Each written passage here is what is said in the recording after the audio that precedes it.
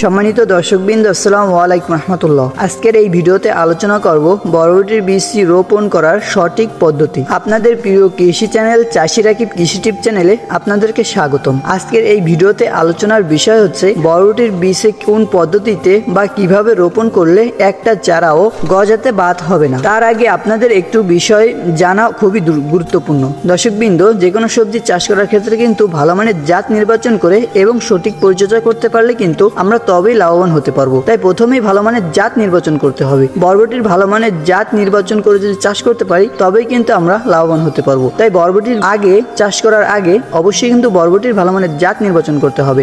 আমি গতকালকে এই চ্যানেলে একটি ভিডিও দিয়েছি বরবটির জাত হিসাবে। আপনারা যারা দেখছেন তাদেরকে অসংখ্য ধন্যবাদ। আর যারা দেখেননি অবশ্যই দেখে আসবেন। তাহলে এখন মূল ভিডিও আলোচনা করা যাক। আমরা সাধারণত বরবটির বীজ বাজার থেকে কিনে আনার পর আমরা কিন্তু জার্মিনেশন করেই কিন্তু রোপণ করে দিই। এটা কিন্তু ঠিক না।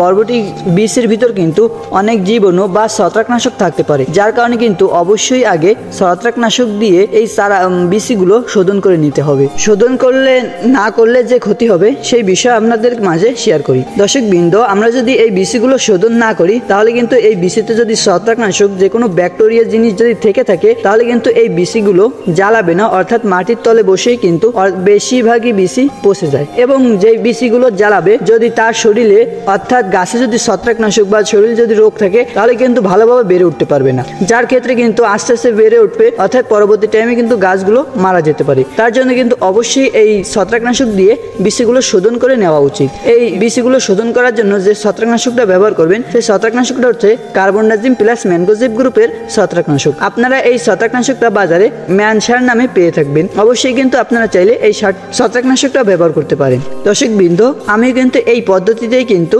বীজগুলো জার্মিনেশন করব, আপনাদের মাঝেও কিন্তু আমি শেয়ার করতেছি। তারপরে এই দর্শকবৃন্দ, একটি প্রশ্ন থেকে যায় যে আমি কতটুকু হারে ব্যবহার করব। প্রতি 100 গ্রাম বীজের ক্ষেত্রে কিন্তু 10 গ্রাম ব্যবহার করবেন। হ্যাঁ দর্শকবৃন্দ, আপনারা 20 গ্রাম 15 গ্রামও ব্যবহার করতে পারেন, এর কম কিন্তু ব্যবহার করা যাবে না 10 গ্রামের। আপনারা কিন্তু অবশ্যই বীজগুলো কিন্তু আগে ভিজিয়ে নেবেন এই ছত্রাকনাশক লাগানোর আগে। দর্শকবৃন্দ, আপনারা যদি এখন বরবটি চাষ করার চান, যদি বৃষ্টি এখন কিন্তু যদি পরে ঘন ঘন বা বৃষ্টির আগে যদি আপনারা বীজগুলো রোপণ করেন তাহলে কিন্তু বীজগুলো শুধু ভিজিয়ে রোপণ করে দেবেন, গালা কাটাবেন না। এবং আপনি যদি চান গালা কাটাতে তাহলে ভিজিয়ে তারপরে নরম একটা সুতির কাপড়ের সাথে পেঁচিয়ে ভালোভাবে রেখে দেবেন। 12 ঘন্টা রাখলেই কিন্তু যথেষ্ট। তারপরে আপনার জমিতে এই বীজগুলো রোপণ করে দেবেন। দর্শকবৃন্দ, এই বীজগুলো রোপণ করার ক্ষেত্রে কিন্তু অবশ্যই 6 থেকে 5 ইঞ্চির দূরত্ব দিয়ে কিন্তু এই বীজগুলো রোপণ করবেন। হ্যাঁ দর্শকবৃন্দ, 6 অথবা 5 ইঞ্চির দূরত্ব দিয়ে যদি বীজগুলো রোপণ করেন সেটাই কিন্তু ভালো হবে। আমিও কিন্তু এই পদ্ধতিতে চাষ করে থাকি। অবশ্যই কিন্তু বীজ রোপণ করার আগে কিন্তু হালকা পরিমাণে ড্রেন কেটে নেবেন, তারপরে কিন্তু 6 থেকে 7 ইঞ্চির দূরত্ব দিয়ে এই বরবটির বীজগুলো রোপণ করবেন। অবশ্যই কিন্তু মাটিটা ঝুরঝুরে করে নেবেন। দর্শকবৃন্দ, যত মাটি ঝুরঝুরে হবে তত কিন্তু সুন্দরভাবে গাছগুলো সুস্থ সবলভাবে বেড়ে উঠবে। মাটি একটা বীজের উপর যদি একটা ঢিলা পড়ে তাহলে কিন্তু সেই চারাটা গজাবে কিন্তু উপরে ভাবে উঠতে পারবে না, যার কারণে সেই চারার গাছটা কিন্তু মারা যেতে পারে। অবশ্যই কিন্তু মাটিগুলো খুবই সুন্দর নিংড়িয়ে অর্থাৎ ঝুরঝুরে করে নেবেন। এবং জমিতে কিন্তু সার ব্যবহার করতে পারেন, না করলেও কোনো সমস্যা হয় না, পরবর্তী টাইমে কিন্তু ব্যবহার করতে পারেন। এবং বীজ রোপণ করার আগে কিছু পরিমাণে জৈব সার ব্যবহার করতে পারেন। কিছু পরিমাণ না, আপনার যতটুকু আছে বা যতটুকু পারবেন ততটুকু কিন্তু ব্যবহার করতে পারেন। জৈব সার যতই ব্যবহার করেন না কেন কোনো ক্ষতি হবে না। এবং এই বরবটির ভালো মানের 3টি জাতের সাথে কিন্তু আপনাদের মাঝে আমি তুলে ধরেছি এই ভিডিওর মাধ্যমে। সেই ভিডিওটা কিন্তু অবশ্যই দেখে আসবেন। ভিডিওর শেষে কিন্তু ভেসে উঠবে ভিডিওর উপরে, আপনারা চাইলে দেখে আসতে পারেন। এবং একটি কথা বলতে ভুলে গেছি, শাড়ির থেকে শাড়ির দূরত্ব কিন্তু অবশ্যই 2 ফুট দূরত্ব দেবেন এবং বিসি দূরত্ব দেবেন 6 ইঞ্চি। এটা দিলেই কিন্তু যথেষ্ট।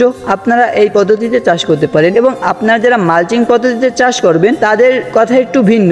আপনি যদি মালচিং পদ্ধতিতে সবজি চাষ করার কথা ভাবেন, অর্থাৎ বরবটি চাষ করতে চান, তাহলে অবশ্যই কমেন্ট করবেন। আপনাকে কমেন্টে আমি ভালোভাবে বুঝিয়ে কিভাবে চাষ করলে ভালো ফলন পাবেন সেই পদ্ধতি কিন্তু আপনার কাছে ভালোভাবে বুঝিয়ে দেব। এছাড়াও আপনারা যদি জমি প্রস্তুত নিয়ে যদি ভিডিও চান অবশ্যই কমেন্ট করবেন, সেই বিষয়ে কিন্তু ভিডিও বানানোর চেষ্টা করব। এবং বিসি যখন জ্বালাবে তখন কি সার কি কীটনাশক ব্যবহার করতে হয় সেই বিষয়ে কিন্তু এই ভিডিওতে এই টোটাল বরবটি চাষের A to Z ভিডিও কিন্তু এই চ্যানেল প্রত্যেকদিন একটা করে ভিডিও আপলোড করা হবে। আপনি যদি কৃষক হয়ে থাকেন তাহলে চ্যানেলটি সাবস্ক্রাইব করে রাখবেন, আর যদি বরবটি চাষ করতে চান। হ্যাঁ দর্শকবৃন্দ, এই ছিল আজকের ভিডিও। ভালো থাকেন, সুস্থ থাকেন। আসসালামু আলাইকুম ওয়া রাহমাতুল্লাহ।